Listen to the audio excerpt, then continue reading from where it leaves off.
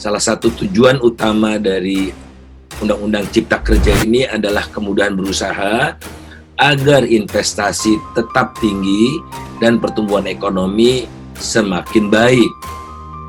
Ada poin-poin RUU Cipta Kerja yang kita bilang Omnibus Law, ya, namanya RUU Ciptaker. Dulu namanya Cilaka. Jadi selama pemerintahan Pak Jokowi JK telah banyak yang dilakukan untuk memperbaiki ini semua. Ada 16 paket kebijakan ekonomi yang diluncurkan hanya dalam rentang waktu tak sampai 2 tahun. wah, ini zalim sekali ini. Saya kira hanya, ini mohon maaf ya saudara sekalian, kalau kita lihat poin-poin ini hanya iblis saja barangkali yang membuat undang-undang seperti ini ya. Karena ini jelas-jelas sekali sangat tidak memanusiakan pekerja. Pemerintahan Pak Jokowi, Pak JK sudah lebih dari separuh jalan menempuh perjalanan menuju target ini. Menurut saya ini patut disyukuri dan sudah di track yang benar, sudah dijalan. Dibombardir sekali ini ya, segala aturan regulasi yang mencekik itu dibombardir.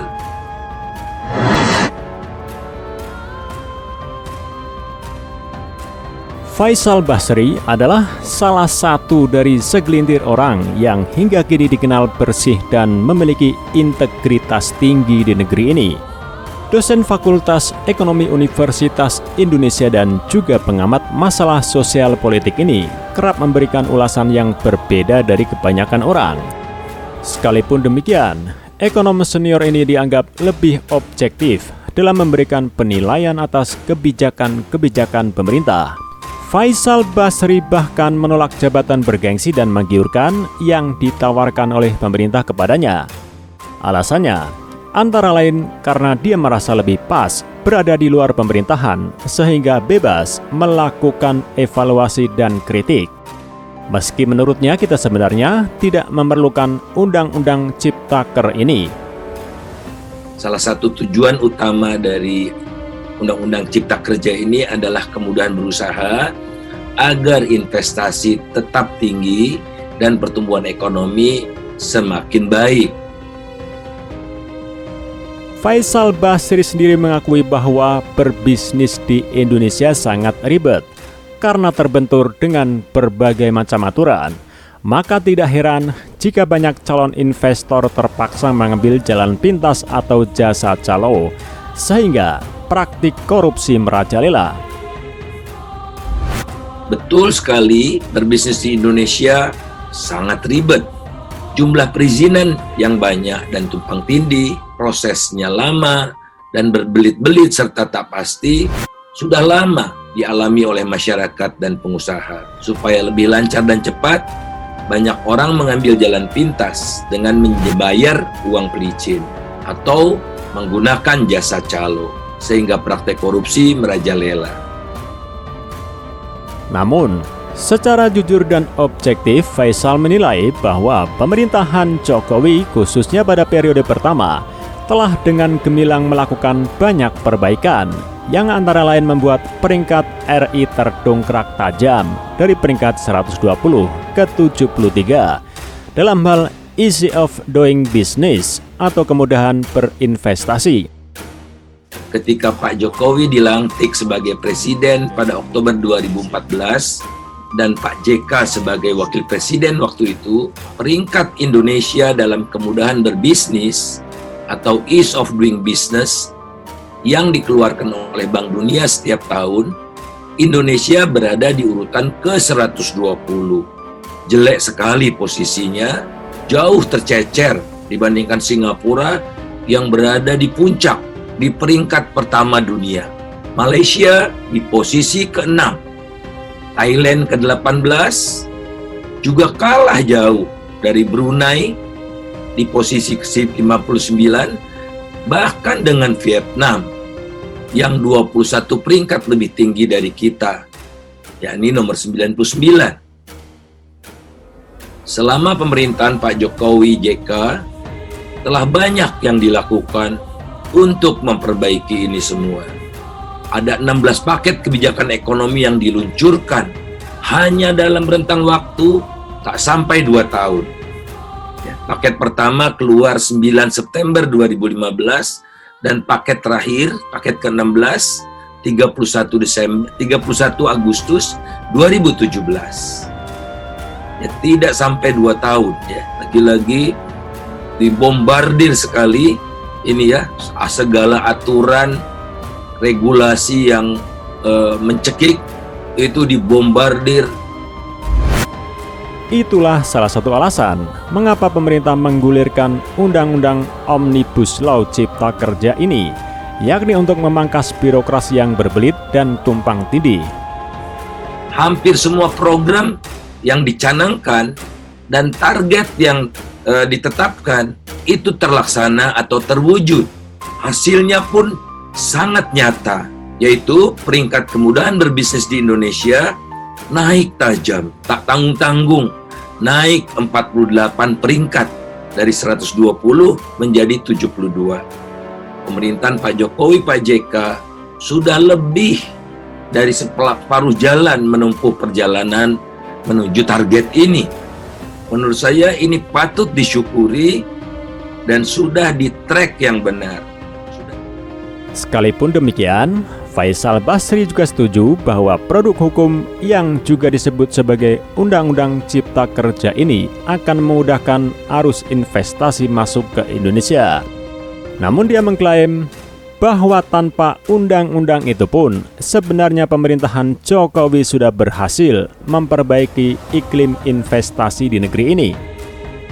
Kemudahan berbisnis di Indonesia akan mengalami perbaikan yang luar biasa. Revolusi dalam kemudahan berbisnis, kita bisa mencapai posisi 30 besar dengan melakukan serangkaian upaya yang terukur, dalam artian apa yang harus kita pertama kali lakukan jelas, yang prioritas kedua, ketiga jelas. Pernyataan Faisal Basri ini menjadi tamparan pedas bagi Refli Harun, pakar hukum tata negara yang juga deklarator Koalisi Aksi Menyelamatkan Indonesia atau KAMI, yang juga dosen pada institusi yang sama dengan Faisal Basri. Meski sama-sama ahli di bidang masing-masing, namun bicara soal integritas, sepertinya antara keduanya bagaikan bumi dan langit. Jika Faisal Basri konsisten menolak segala jabatan bergengsi dan terhormat yang disodorkan oleh pemerintah, Refli Harun justru terkesan ambisius dan rakus mengejar jabatan. Sekalipun dikarenakan kegagalannya mengelola akhirnya didepak dari kedudukannya sebagai komisaris utama.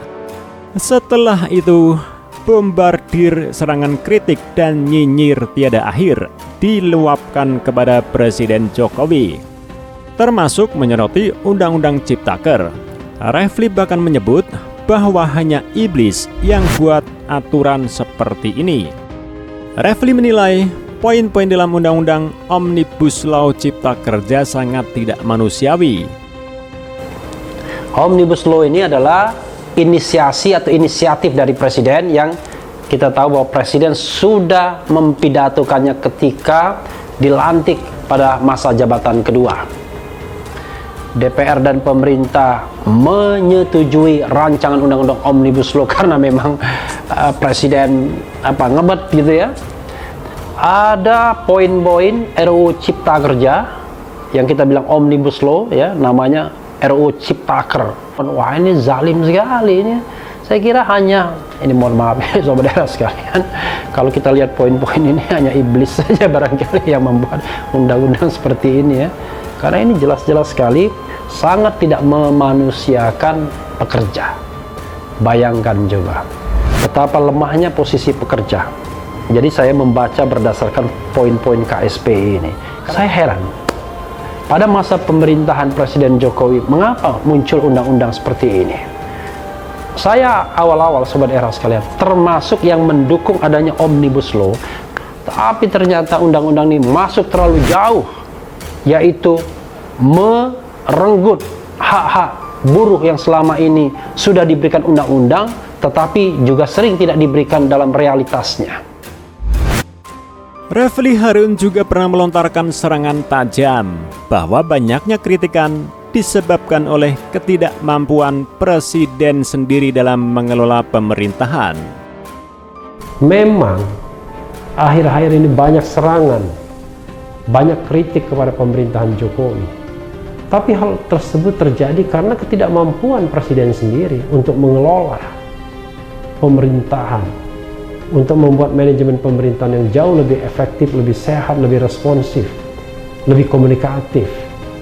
Tidak menggunakan para buzzer misalnya untuk menentang, untuk menyerang orang-orang yang berseberangan dengan pemerintah.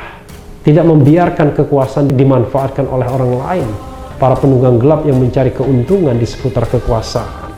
Ketidakmampuan dalam mengelola pemerintahan yang dimaksud Refli adalah Presiden Jokowi tidak mampu membuat manajemen pemerintahan yang jauh lebih sehat, lebih responsif, lebih komunikatif.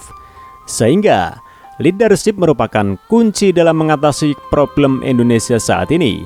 Apalagi para aktivis yang juga tokoh kami seperti Syahganda Nainggolan, Jumhur Hidayat, dan Anton Permana ditangkap dengan dalih melanggar Undang-Undang ITE. Ini semua kepada kepemimpinan leadership nasional. Karena leadership itulah yang memegang semua ini. Kalau leadership itu tegas, jelas, tapi juga manusiawi, maka kita berharap bahwa cita-cita reformasi ini akan terus tergenggam di tangan. Tapi kalau tidak, maka bisa jadi terjadi sebuah rezim yang kembali kepada era Orde Lama dan Orde Baru. Demokrasi kita regresif, demokrasi kita mundur ke belakang. Negeri ini ibarat surga kebebasan. Siapapun boleh teriak-teriak sesuka hati, termasuk menghina dan melecehkan pemerintah yang adalah simbol dari negara. Maka tidak heran jika ada oknum yang selalu rindu kembali ke sini, sebab dia leluasa memaki-maki dan menghujat siapa saja. Dan di sana, dia hanya jadi pecundang.